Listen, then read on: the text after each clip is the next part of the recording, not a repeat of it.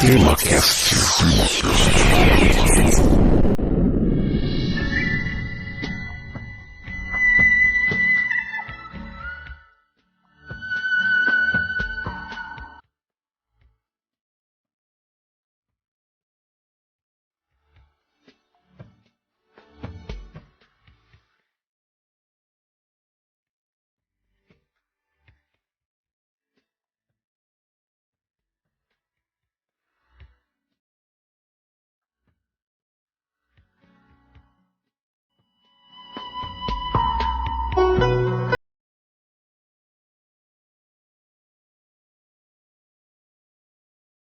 Muito bem, meus amigos, está começando mais um TemaCast. Aqui é Francisco Seixas e hoje vamos falar sobre a história e os costumes das geisha. E para falar nisso, está aqui comigo o meu amigo Jorge, que já foi inclusive uma geisha no passado. Não, Francisco. Ainda, de todas as profissões que eu tive, a geisha ainda tá na lista lá de profissões a ter, né? Mas então, Francisco, bom estar aqui com você de novo e bom estar aqui com os ouvintes novamente. E a gente vai aprender nesse episódio que geisha não é bagunça. Exatamente. A gente precisa agradecer também a Maria Freire, lá de Brasília, que colaborou com a elaboração dessa pauta. Muito obrigado a você, Maria Freire, tá? E não se esqueçam que o TemaCast não chega até você pelo apoio de nenhum daimyo, mas sim através da doação de ouvintes que todo mês contribuem para a realização do programa. Se você quer fazer parte do nosso time de mecenas e ajudar o TemaCast a crescer, entre no nosso site temacast.com.br e descubra mais. Você também pode entrar diretamente em um desses links, patreon.com/temacast ou em apoia.se/temacast. O episódio vai começar agora, então bora lá!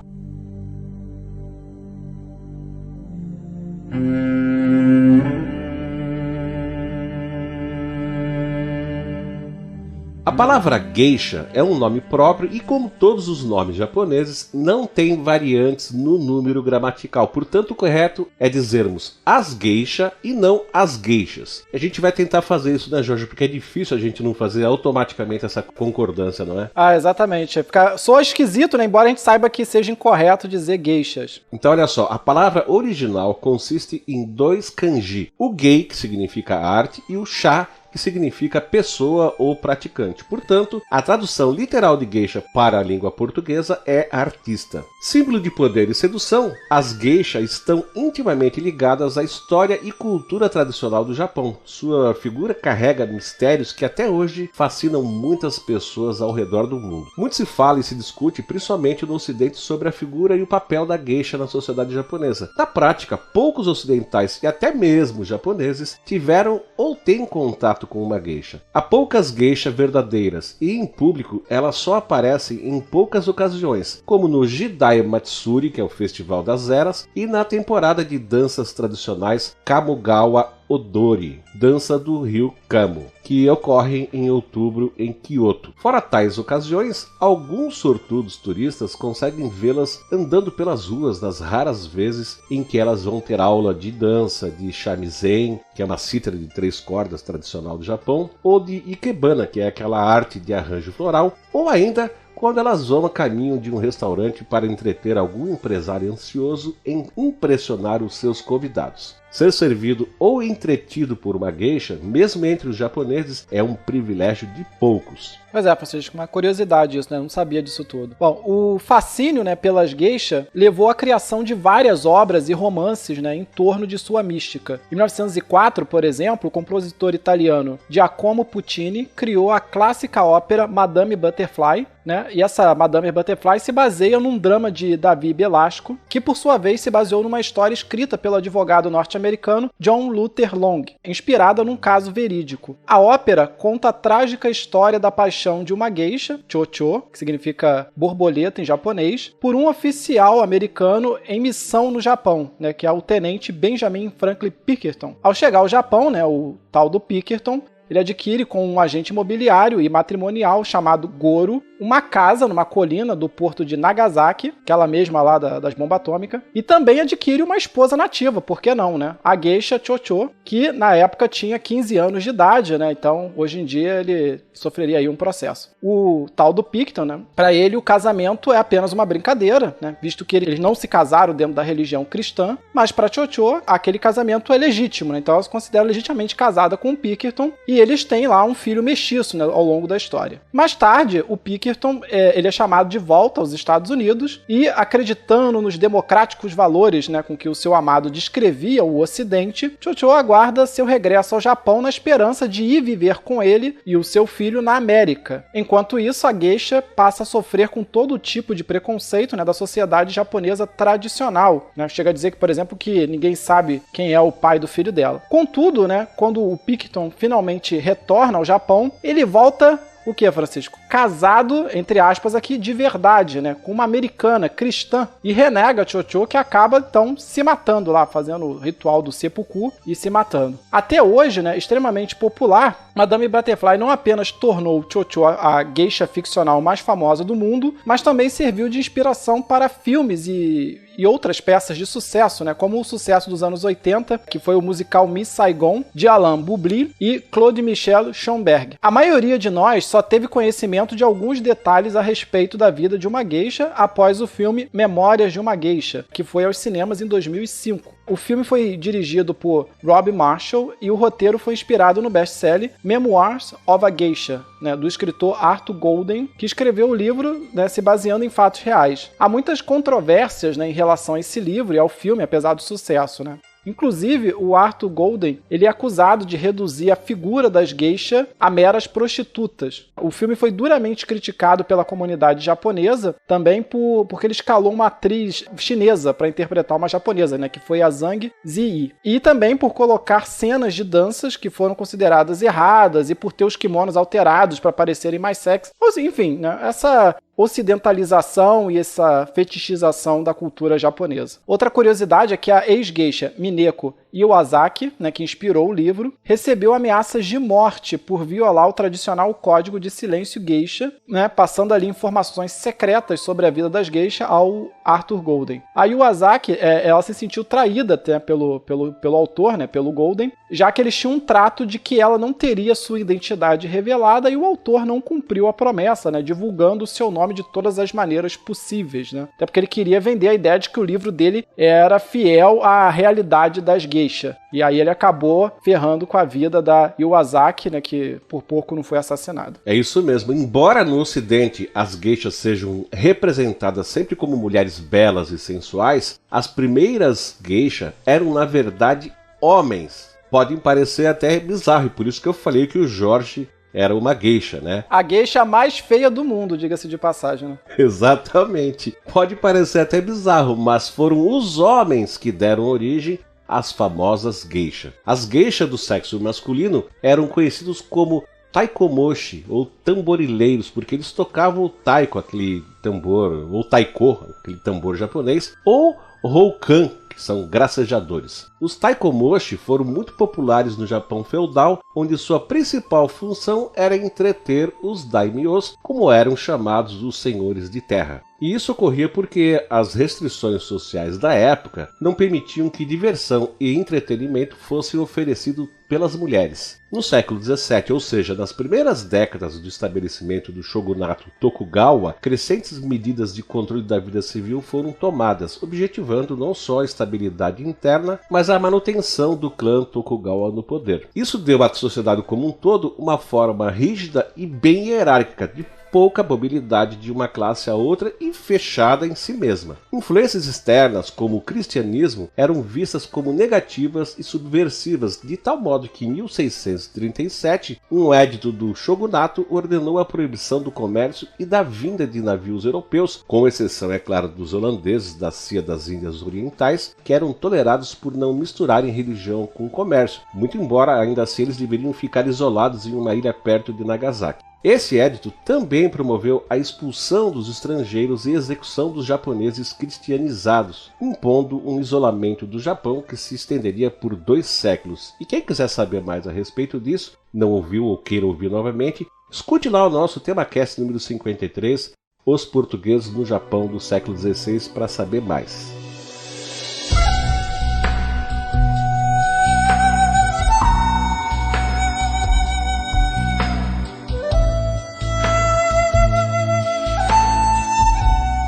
Bom, esse controle do governo sobre a sociedade civil atingiu em especial as mulheres e, excetuando os papéis de mãe, esposa e dona de casa, não havia uma profissão que uma mulher pudesse exercer que não fosse a de auxiliar de seu próprio marido na agricultura ou num comércio dirigido por ele. Trabalhos que eram inclusive considerados obrigação da mulher e que, por isso, não recebiam uma remuneração específica. A falta de opções de profissões para as mulheres foi agravada em 1629, quando, por lei, o shogun tornou o teatro uma atividade proibida às mulheres. Impedidas de praticar atividades de entretenimento em público, os palcos foram rapidamente ocupados por homens travestidos para substituir a presença feminina em cena. No Japão feudal, os casamentos eram arranjos de interesse entre famílias e não por amor. Assim, a maioria dos homens considerava que sexo com as esposas era por dever, ou seja, para procriação e preservação da família ou do clã. Então, os prazeres carnais eram explorados fora do ambiente familiar, nos braços de cortesãs licenciadas, que eram as iujo,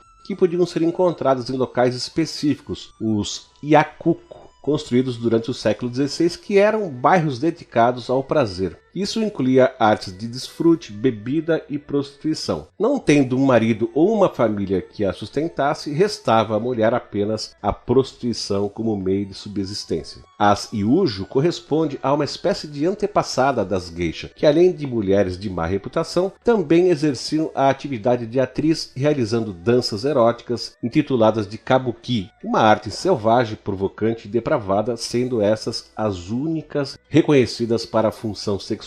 E aqui, só por curiosidade, kabuki é uma forma de teatro japonês conhecida pela estilização do drama e pela elaborada maquiagem utilizada pelos seus atores. O significado individual de cada ideograma é o canto, que é o ka, a dança, que é o bu, e a habilidade, que é o ki. Portanto, a palavra kabuki pode ser traduzida como a arte de cantar e dançar. Esses ideogramas, entretanto, são o que se chamam de ateji, que são ideogramas usados apenas como sentido fonético e não refletem de forma alguma a etimologia da palavra. Por essa razão, acredita-se que o termo kabuki derive do verbo kabuku, significando algo como fora do comum, o que seria equivalente a um teatro de vanguarda ou um teatro bizarro. A sua origem remonta ao início do século XVII, quando se parodiava temas religiosos com danças de ousada sensualidade. E agora na nossa história vai entrar as oiran, ou seja, cortesãs de luxo, que também surgem lá durante a Era Edo. Algumas oiran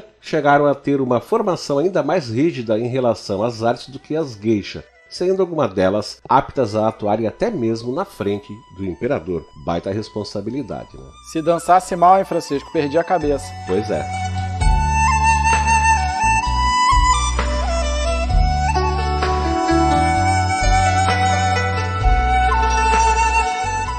Mas estes locais destinados inicialmente ao prazer, né, e à luxúria, rapidamente dariam lugar a outras componentes mais diversificadas e que, por sinal, davam ao ambiente um ar mais requintado, né, preenchido através da utilização de instrumentos musicais, canto e dança, sendo realizado principalmente por homens disfarçados de mulheres. Olha a família tradicional brasileira aí, Francisco. Exatamente. Bom, as geisha, né, pessoas do sexo feminino, tal como, né, a gente conhece atualmente, provém inicialmente das odoriko, né, que eram as dançarinas adolescentes, que no final do século XVII atuavam em casas de particulares de elevado status social e dos samurais, né, acabando no século XVIII por se transformarem em mulheres de má reputação, ou seja, prostitutas, e adotando o nome de geisha, essencialmente as que já não eram adolescentes. Essas mulheres geisha logo ficaram muito populares, e mais ou menos ali no ano 1700, as geisha femininas ficaram muito mais populares populares do que os seus correspondentes masculinos, ao ponto que, alguns anos depois, quase todas as geishas passaram a ser mulheres, né? Pessoal de bom gosto lá no Japão. Bom, naquela época, a atividade artística e prostituição se confundiam. Donos de pousadas e de casas de chá ofereciam suas funcionárias, que de dia eram arrumadeiras e garçonetes, como prostitutas à noite, ao que se dava o sutil nome de serviço de travesseiro. Nem sempre se tratava de prostituição voluntária, porque os patrões ameaçavam, né? Que se elas não agradassem os clientes, elas iam ter que ir embora dali do lugar onde elas trabalhavam e, sei lá, morreriam de fome ou alguma coisa do tipo. Como vimos, né, em sua origem, o teatro kabuki era predominantemente feminino, porém, muitas dançarinas de kabuki se prostituíam e escândalos de samurais envolvidos com elas na capital foram a causa da sua proibição em 1629. Assim, a clientela dos banquetes não esperava menos das mulheres artistas. Embora durante muito tempo a atividade de geisha se confundisse com a prostituição, a partir do século XVIII, medidas que oficializaram e regulamentaram a prostituição acabaram distinguindo as prostitutas das geisha. O governo fez leis que proibiam geisha de trabalhar como prostitutas e só lhes deram a permissão de atuar como artistas. Ou seja, foi mais ou menos assim, né? Ou você é prostituta ou você é artista, você tem que escolher. Botou ordem na casa. Né? Exato, mas as duas profissões foram regulamentarizadas. Para isso, né, foi criado o Kenban, um tipo de cartório específico para registrar as geishas e fiscalizar o cumprimento das regras que a partir de então passaram a regir a profissão. As regras iam desde a vestimenta, bem como onde, quando e como podiam aparecer para trabalhar. Ainda, para assegurar que as relações íntimas ficassem fora da questão, não era permitida a contratação de uma única geisha. Isso, no entanto, ao invés de reduzir o sucesso delas, né, as tornaram ainda mais desejáveis para os homens ricos da época, é importante, né? Afinal de contas, uma coisa é você sair com uma prostituta que todo mundo pode sair se puder pagar, outra coisa é você sair com uma artista que pode escolher sair com você ou não. Que também acaba alimentando bastante a fantasia do cara, né? Exatamente. Pois é, a geisha muitas vezes era confundida com as oiran, que a gente falou agora há pouco. Como as geisha, as oiran usavam penteados complicados e maquiagem branca. Para se diferenciar das oiran, a geisha tinha que atar o seu obi, que é aquela faixa, né, do kimono, nas costas, fazendo com que fosse mais difícil de ser retirado. O seu penteado, a maquiagem e o kimono também tiveram de ser mais simples do que das oiran, porque a sua beleza tinha de estar na sua arte, não no seu corpo. Logo, as geisha ficaram mais populares do que as próprias oiran, ao ponto que no ano de 1750, praticamente todas as oiran tinham desaparecido do Japão. Outras novas vizinhanças de geisha, chamadas de Hanamachi, isso é a cidade das flores, foram criadas em Kyoto e outras cidades. Antes do século XIX, as geisha estiveram em melhor posição do que mulheres comuns, mas elas também tiveram problemas na sociedade japonesa. Às vezes, pessoas pobres acabavam vendendo suas filhas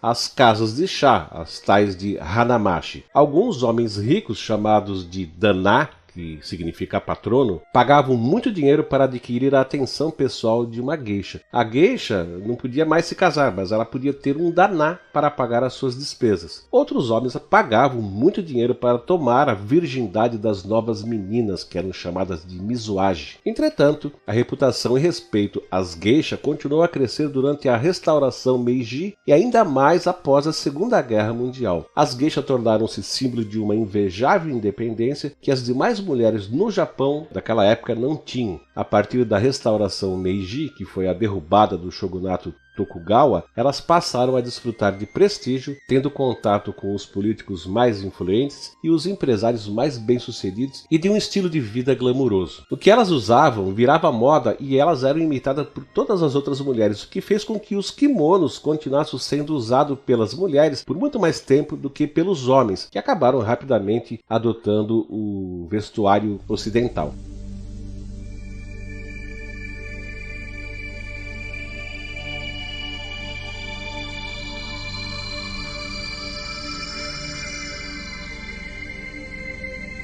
Nas décadas de 1920 e 1930, o Japão passava por um período de grande prosperidade econômica, atraindo políticos, industriais, banqueiros, empresários e uma ascendente classe de militares de alta patente que se tornaram assíduos e generosos clientes de geisha, formando uma elite vista pela sociedade japonesa como mecena das artes. Então a gente não é geisha aqui, né, Jorge? Mas a gente também precisa de mecenas pro nosso TemaCast. Exatamente. Então, pessoal, vamos contribuir. Caramba, jabá bem no meio do episódio. Vamos lá. Exato, que aí vai que o cara não ouve no final. Agora não tem como escapar. É no final, é no começo que a gente fala, cara. Mas vai que ele não prestou atenção no começo, não estava envolvido com o episódio. Tá bom, vamos adiante. O status que a geisha tinha e dava aos clientes inspirava muitas mulheres a seguir essa profissão, embora poucas efetivamente conseguissem entrar para o reservado mundo do Karyukai, que significa o mundo da flor e do salgueiro, que é o nome que se dá ao mundo das geishas. Mesmo assim, em 1920, haviam 80 mil geishas registradas ainda nos moldes do Kenban no Japão, e este foi o auge da população de geisha no país. A demanda por geisha era tão alta que gerou práticas perversas. Casas de geisha administradas por oka-san, donas das casas de geisha, gananciosas e interesseiras, tornaram-se verdadeiras senzalas douradas para meninas e adolescentes. Sempre lembradas do enorme investimento que representavam para a Okiya, para as casas de geisha, como se tivessem assinado ali uma dívida pelo resto da vida, a Maiko, que é a aprendiz de geisha, era explorada de todas as formas pelas oka-san. Para sugar ao máximo o dinheiro de seus clientes ricos, elas criaram, por exemplo, os chamados leilões de virgindade. Quando uma Maiko chegava aos 16 anos,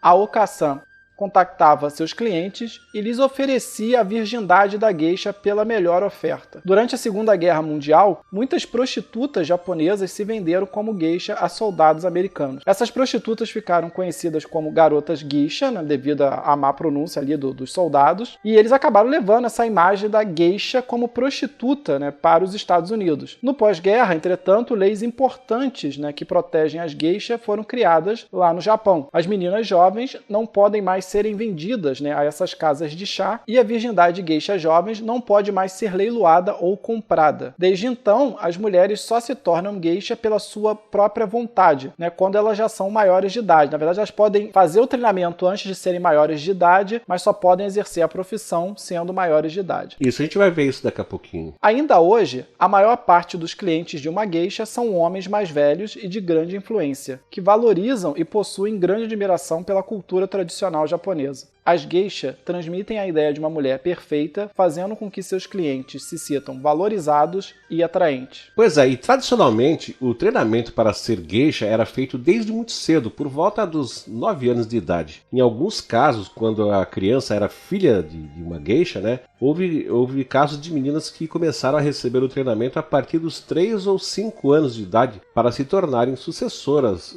das atividades exercidas pela mãe. O treinamento é composto por uma série de etapas e exige muita dedicação em cada estágio. O primeiro deles, o primeiro estágio de treinamento de uma geisha é chamado de shikomi, que significa geisha aprendiz. Assim que a moça chega a Okiya, que é a casa das geishas, casa de geishas, elas eram colocadas no serviço doméstico, realizando as tarefas tal como uma criada da casa. O trabalho era propositadamente difícil para forçar a transformação das moças à nova casa e à nova vida que se lhe apresentaria pela frente. A shikomi mais nova estaria encarregada de esperar acordada pela geisha mais velha à noite, enquanto essa não regressasse dos seus compromissos, que muitas vezes durava para além das 2 ou 3 horas da madrugada. Durante esse estágio, a shikomi frequentaria as aulas da escola de geisha da sua zona, que é o Hanamashi, e atualmente este estágio persiste, principalmente para acostumar as moças ao dialeto tradicional, tradições e vestuários do Karyukai. Assim que se verificasse a proficiência artística da aprendiz e completasse esse estágio mediante um difícil exame final de dança, a iniciada passaria ao segundo estágio, chamado Minarai. Nesse nível, a Minarai é dispensada dos deveres domésticos para desenvolver e exercitar o treino anterior, já fora de casa e da escola, seguindo o exemplo de uma geisha mais experiente, a sua Oni-san, ou irmã mais velha, cuja ligação simbólica é celebrada através de um ritual. Embora já participem em osashiki, que são os banquetes em que os convidados se fazem acompanhar de geisha, elas não participam a um nível muito avançado. elas não podiam ser convidadas, por exemplo, para as festas em que a sua Oni-san participava. Uma Minarai cobra 1/3 de Hanadai. Hanadai é um valor a ser pago, né? E trabalha em conjunto com uma Minarai Jaya em casas de chá, aprendendo com a Okasan, a proprietária da casa. As técnicas desenvolvidas neste estágio não eram ensinadas na escola, já que o nível de conversação e brincadeiras só poderia ser desenvolvido através da prática. Esse estágio dura em média apenas um mês.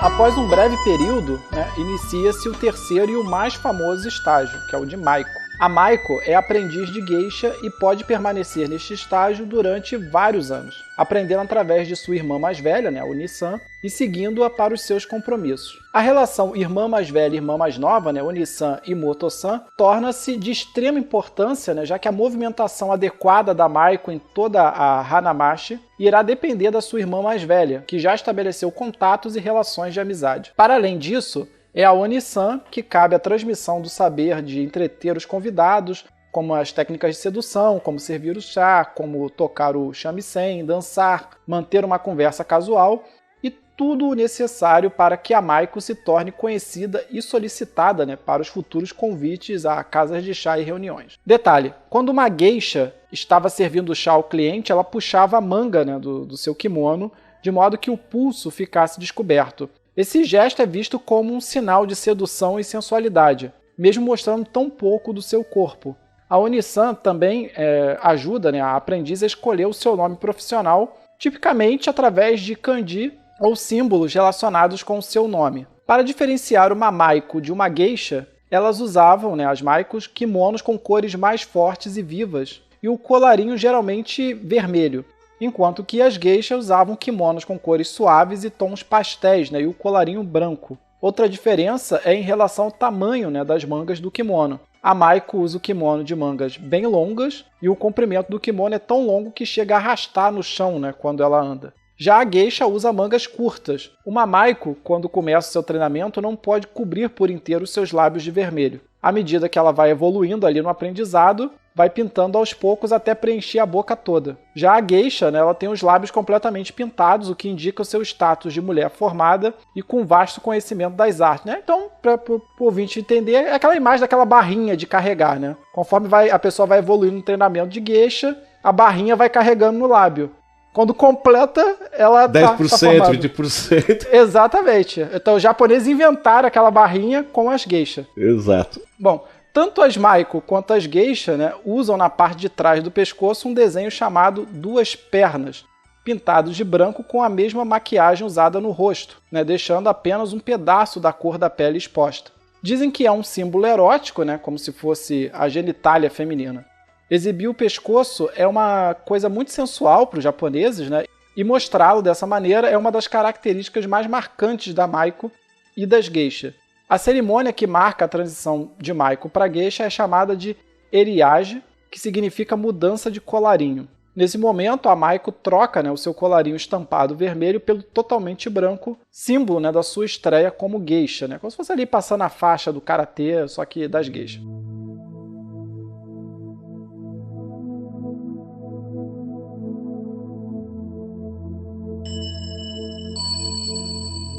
Olha só, havia o Mizuage, que se tratava de uma cerimônia de maioridade que representava a transição de uma Maiko para uma geisha. Porém, uma das tradições dessa cerimônia era a virgindade da Maiko ser leiloada a quem desse o maior lance. Sabe-se que nos anos 30, a virgindade de uma Maiko chegou ao valor recorde de $850 mil. O dinheiro arrecadado era usado para promover sua estreia como geisha. Essa prática se tornou ilegal em 1959. E uma das principais regras para ser uma geisha é ser anônima. Isso ajudava, ou ajuda, ainda mais a dar um ar de mistério a elas, o que fazia com que os homens ficassem ainda mais fascinados pelas geishas.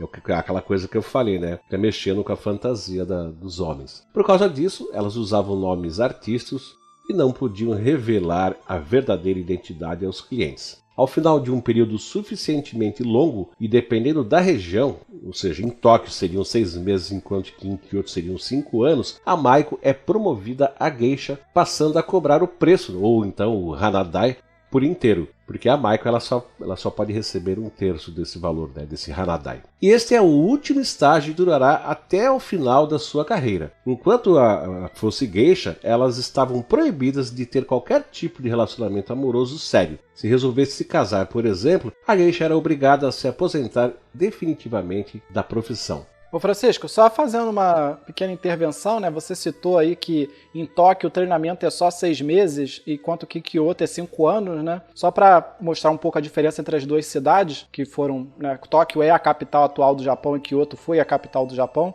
É que Kyoto é uma cidade extremamente tradicionalista, né? Vamos dizer assim, é como se fosse a memória do Japão, né? É o berço do Japão, vamos dizer assim. Então, eles levam essas tradições muito mais a sério do que outras cidades japonesas, como Tóquio é uma cidade muito mais contemporânea, né, muito mais moderna, e por isso que lá eles são mais rigorosos no treinamento e ele dura 5 anos, que deveria ser o período mais ou menos que durava no passado. Exatamente isso. Bom, há uma série de rituais ao longo da vida de uma geisha e um deles, chamado de Hiki-Iwai, comemoração da separação, ocorria quando uma geisha decidia abandonar a profissão, seja por um casamento, por outra oportunidade de trabalho ou por ter encontrado um daná, né, que é aquele patrono. As geishas eram treinadas para dormir com o pescoço encaixado em pequenos suportes elevados chamados de takabakura. É como se fosse um pedestalzinho de madeira, né, como aqueles que tem em necrotério, né, que coloca a cabeça do defunto ali. Então só que no caso é de madeira. Dessa maneira elas conseguiam manter o penteado perfeito, né, mesmo enquanto estavam dormindo. E para reforçar esse hábito, né,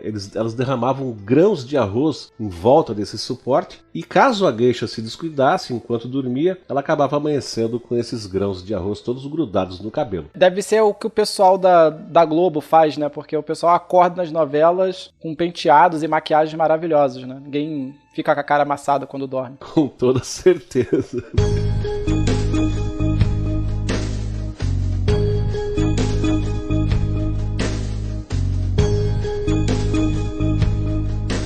Pois é, mas olha só, para ser geisha de verdade, não basta apenas ser bonita e elegante. Elas tinham que aprender tudo a respeito das artes, incluindo pintura e caligrafia, e como se portar durante uma cerimônia do chá, né, que é uma das mais importantes no Japão. Também tinham que aprender a dançar, cantar e a tocar diversos instrumentos tradicionais como o koto, flauta e o shamisen. Outra atenção importante que uma geisha deve ter é com o seu vestuário, que não deixa de ser uma forma de arte, né? Aqueles kimonos. O jeito correto de se amarrar um deles, por exemplo, é sempre transpassando o lado esquerdo por cima. Só se usa o lado direito por cima quando a geisha morre e é vestida para o caixão. Outra coisa que chama atenção em uma geisha é com certeza o seu penteado exótico. Mas esse penteado super elaborado e tradicional feito ao longo dos anos acabava causando calvície precoce na maioria das geishas. Por causa disso, era comum o uso de perucas com o penteado tradicional em geisha mais velhas, que já tinham anos de profissão. No começo, as geishas usavam um pó branco feito de chumbo para fazer a maquiagem tradicional. Só a partir do período Meiji que se descobriu que essa substância era tóxica e assim passou-se a usar outro tipo de cosmético mais moderno e mais seguro para a maquiagem tradicional das geishas. E se não me engano, essa maquiagem é feita de pó de arroz. Não, pó do arroz mesmo. Não esse pó de arroz que as mulheres aqui no ocidente usam, né? O famoso pó de arroz.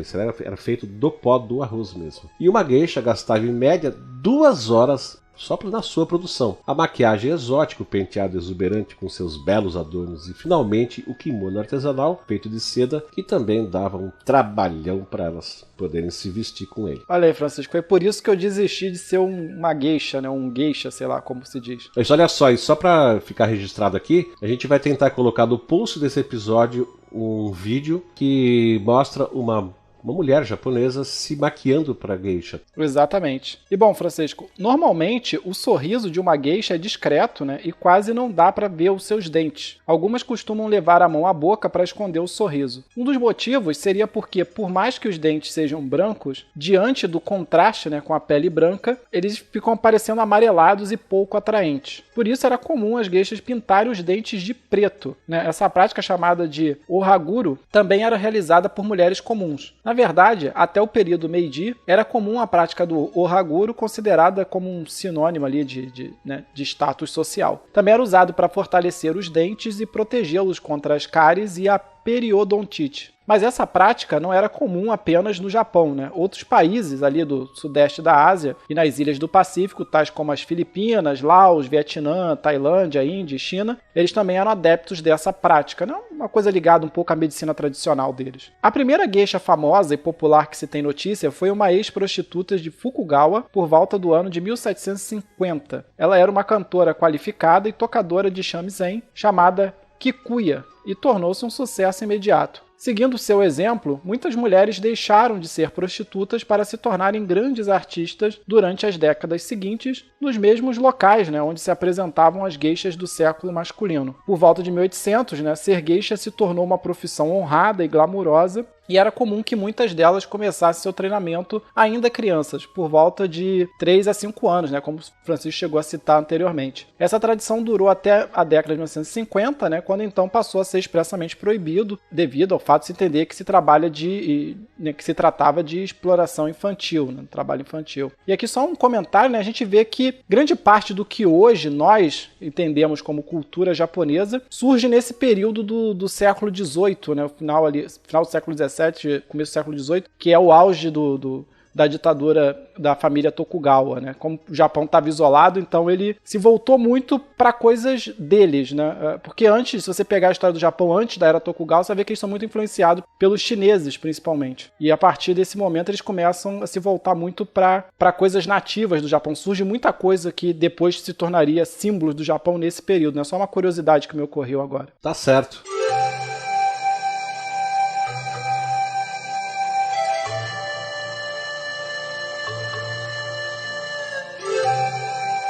Em 1920, existiam cerca de 80 mil geisha e em 1970 elas eram em torno de 17 mil. É uma queda violenta em 50 anos, né? Hoje em dia, estima-se que apenas cerca de 1000 geisha tradicionais estejam em atividade em todo o Japão. As geisha atuais escolheram a profissão devido à sua natureza romântica e artística ou para seguir a tradição da família. Atualmente, uma menina pode se tornar maiko com a idade de 16 anos. Até se tornar geisha, leva-se em torno de 5 anos, onde ela terá um treinamento duro para aprender as etiquetas sociais e ganhar habilidades artísticas de música, canto e dança. Gokagai é o distrito das geishas, ou Hanamachi, cidade das flores, de Kyoto, a capital histórica e a cidade símbolo do Japão. Esse distrito aí, Gokagai, compreende 5 bairros onde se encontram vários okiya, que são as casas das geishas, e os ochayas, casa de chá. Para quem for visitar o Japão e curte a cultura das geisha, esse local deve estar incluído no roteiro com toda certeza, mas preste atenção. Um evento com uma presença de geisha pode custar algo entre 200 e 300 dólares por convidado por cada 2 horas que elas estejam presentes. E nós encerramos este episódio do TemaCast, onde falamos sobre as geisha e pedimos para você, nossos ouvintes, que deem a sua opinião sobre o assunto, né? Tirem as suas dúvidas ou tragam novidades para nós. E agora eu vou pedir para o Jorge fazer as suas falas finais. Bom, como sempre, né, vou aproveitar esse momento para agradecer aos ouvintes por nos ter escutado até esse momento, também agradecer a você pela companhia. E lembrar, né, que se você não escreveu para o TemaCast, você deve nos escrever. E se você já escreveu para o TemaCast, deve continuar nos escrevendo, porque a gente gosta de manter essa interação com os nossos ouvintes. Exatamente, então ficamos por aqui. Eu quero deixar um forte abraço para você, Jorge, um outro fortíssimo abraço para os nossos ouvintes e até o próximo TemaCast. Bye, bye. Tchau, Francisco. Tchau, pessoal. Até a próxima.